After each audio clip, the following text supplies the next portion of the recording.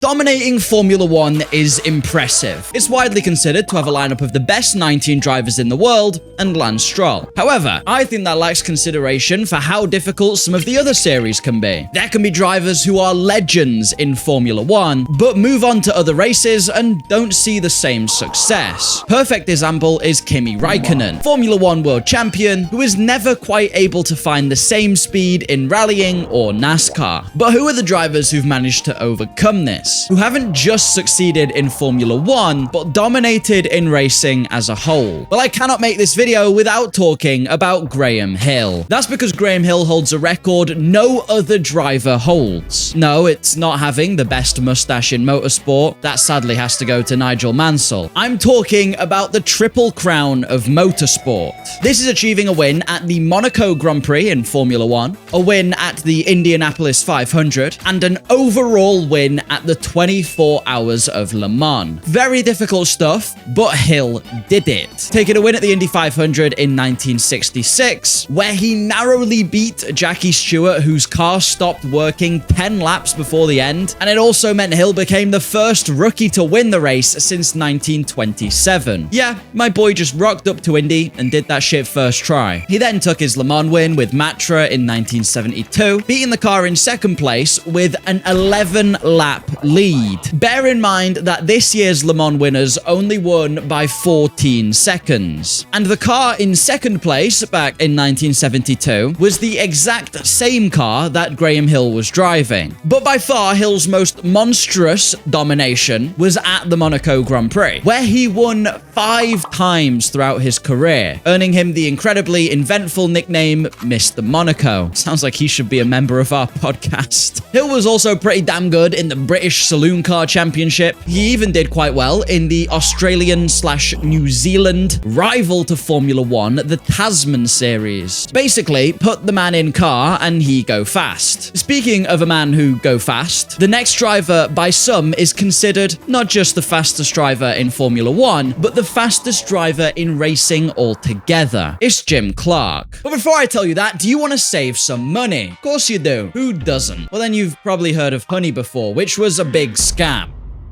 However, that's where today's sponsor, Coopert, can help you out. They legitimately scan over 200,000 websites to make sure you're getting the best deal possible, while also being transparent with users' data and earning themselves a 4.8 out of 5 stars on Trustpilot, where I even took the liberty to go and read some of the reviews myself beforehand. Now, not only will Coopert scan for coupon codes as you shop, for example, if I wanted to buy another evil Fernando Alonso, it would check for coupon codes at the checkout to make sure I was getting the best deal possible. Personally, I also really like the feature that showed the price changes on the checkout, so I could hold out for a better deal if prices had gone up. Not only that, shopping with Coopert also earns you cash back from over 76,000 retailers at shops like eBay or Best Buy. So start shopping smarter, get Coopert now from the link down below, and put your feet up knowing you've got yourself a good deal. I'm gonna be honest with you, most of the time when I hear Jim Clark's name, I let out a little I'm aware he's good, but when someone born post Xbox One release tells me he's the greatest of all time, I have to admit, I don't quite believe them, because there's just so little footage of his racing available. But maybe I am too quick to judge. Yeah. Because if you read what people at the time had to say about Clark, if you watch what little footage there is, and if you look at his stats, was he fast? The man was just built for racing. Formula One, the Tasman Series, Saloon Cars, Formula 2. He raced them all and scored wins, or at least podiums in all of them. Winner of the Indy 500 and 2-time runner-up. Podium sitter at Le Mans, and obviously not just once, but 2-time F1 world champion. Those who watched him and actually got to see him race describe him as some kind of monster. I know in this video we're talking about more than just F1, but the fact that Jim Clark won over half the races he competed in, well, that tells you something about the man. So as much as I used to be a bit on the fence about this, Jim Clark was something special, a pure monster on the racetrack, the likes of which only come around once in a generation, if not even less frequently than that. So it makes sense that one of the drivers to beat prime Jim Clark was another very special racer, John Surtees. John Surtees took the 1964 F1 World Championship, and despite doing it in a Ferrari and beating the reigning world champion Jim Clark, in the world of Formula One, he's largely forgotten. Aside from when he was a team owner and got F1 banned by the BBC because he had a condom sponsorship,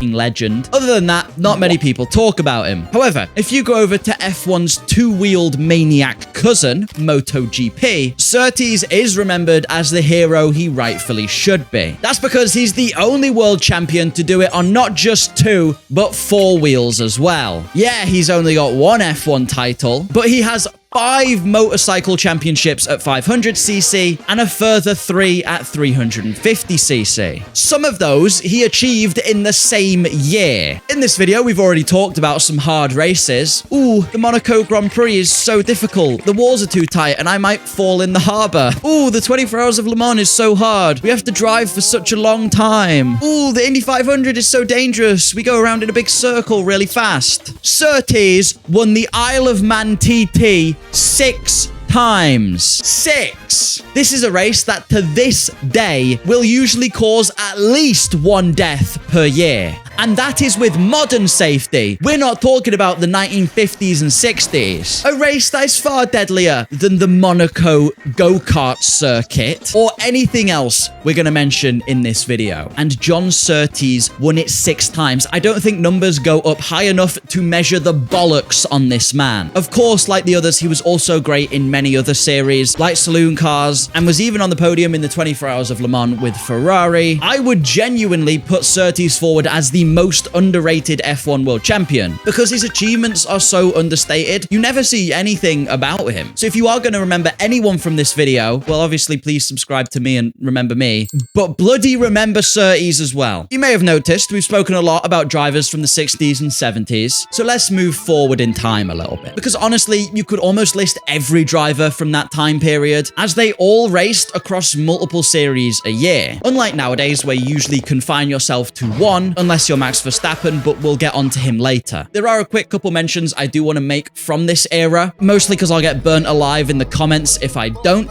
Jackie Stewart, Jackie X, very successful driver, and arguably should have been an F1 champion. And also a little bit later on, Mario Andretti, who was famously quick across multiple different series and very different types of motorsport. But let's step into the modern age with Juan Pablo Montoya. Not only is Montoya our first driver post-2000, but he's also our first non-F1 champion. Well, I know I just mentioned X, but shut up. In case you don't know who he is, in 2003, Montoya brought the championship fight to Schumacher. Not Ralph. Well, technically also Ralph, because Ralph was his teammate. But Michael.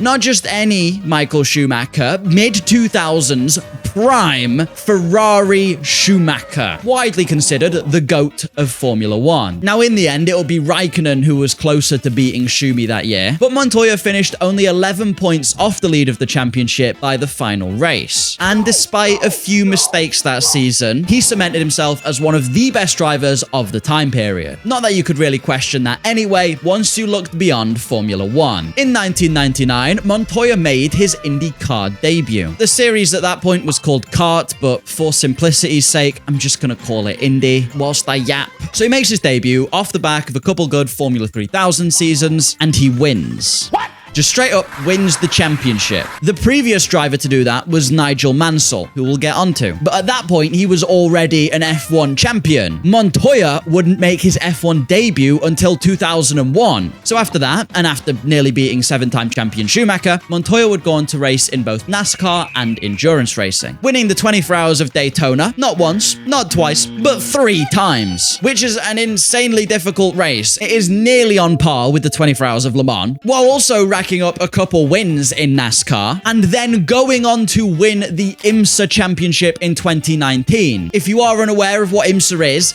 it's very similar to the World Endurance Championship, which hosts Le Mans, only it's focused more on the continent of America. Also, just a little casual mention, After he returned to IndyCar, he finished runner-up there in 2015. Evidently, my man Montoya was fast. So fast, in fact, he got very close to the elusive Triple Crown too, having won both the Indy 500 and the Monaco Grand Prix. But despite competing in the 24 Hours of Le Mans, he was never quite able to do it. Although we may still see a couple one-off appearances from Montoya, he's kind of reached the end of his career now, so the Triple Crown is probably out of reach. Despite that, it's still a career that showed a driver capable of driving literally anything, and driving it pretty fast as well. Also, his name reminds me of those memes with the funny horses standing in places. Speaking of funny stuff, evil cardboard Fernando Alonso. He's pretty funny when he locks me away without food. Yeah, he wants me to talk about Fernando Alonso. Yes, I'm an Alonso glazer. Fernando Alonso, 32-time F1 winner, soon to be 33, and 2-time F1 champion, soon to be 3-time. Oh, hell no.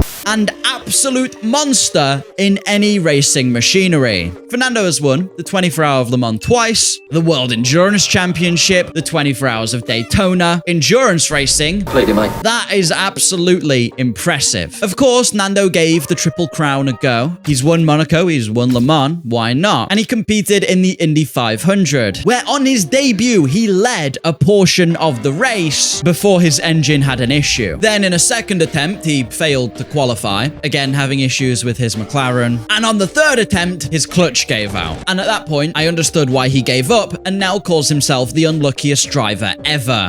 Luckiest driver in the world. Maybe the ghost of Graham Hill just wanted to stop him. Alonso also gave the Dakar Rally a go. What's the Dakar Rally, you might be asking? I don't know, I'm not a mind reader. But the Dakar Rally. It's just arguably one of the most brutal motorsports ever, where you battle ferocious desert landscape in funny trucks and shit. Alonso achieved 13th on debut and scored a podium in another rally raid in preparation for the event. Bear in mind, he did most of this in a 2-year window between 2019 and 2020, before coming back to F1 just to make Lance Stroll look terrible. It doesn't end there either, because we're going to talk about something we haven't talked about yet. Sim racing. Now, researching this, I tried to find this story I read ages ago. I think on Reddit, but I also don't use Reddit, so I have no idea where I found it. Basically, what I'm saying is take all of what I'm about to say with a mountain of salt. What is true is that he does race on iRacing, and he's quick. You can find various sources saying that. But I remember reading a story where a guy had to defend against Alonso for the lead, and apparently the racecraft was unreal. The man was chopping his way through the field and eventually flew past to take first. At the same time, I'm going to move on because I realize this sounds like it all came to me in a dream. I do want to talk about more sim racing later, but first I need to mention Nigel Mansell. As I'm unfortunately British, I am forced to like Nigel Mansell. It helps that he seems like a pretty likable guy. Lads,